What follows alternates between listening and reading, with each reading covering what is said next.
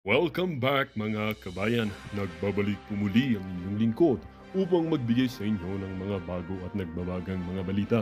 Tila ba naging mainit na usapin ang isyong ito sa mundo ng social media.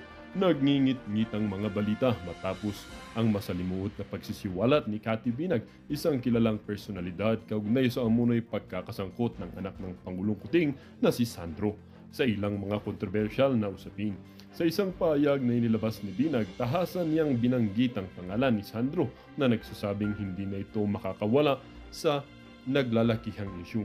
Aniya, damay na ang lahat habang binibigyang diin ang koneksyon ng mga kuting sa mga hinihinalang anomalya na sinasabing nag-ugat sa mataas na antas ng pamahalaan. Bagamat walang detalye ang inilalahad ni Binag sa eksaktong papel ni Sandro sa nasabing kontrobersya, ang mga taga-suporta at kritiko ng pamilya Kuting ay kapwa nagulat sa biglaang paglabas ng ganitong impormasyon.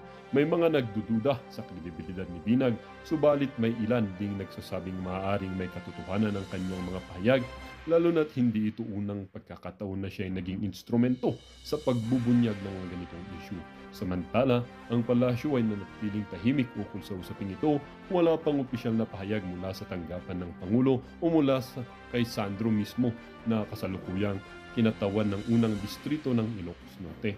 Nananatiling nag-aabang ang publiko kung ano ang magiging tugon ng kampo ng mga kuting sa mga kontrobersyang ito, lalo na't malaki ang posibilidad na makakapekto ito sa imahe ng pamilya sa gitna ng kanilang patuloy na pagpanunungkulan. Habang tumitindi ang mga espekulasyon, malinaw na ang usaping ito ay malayo pa sa katapusan.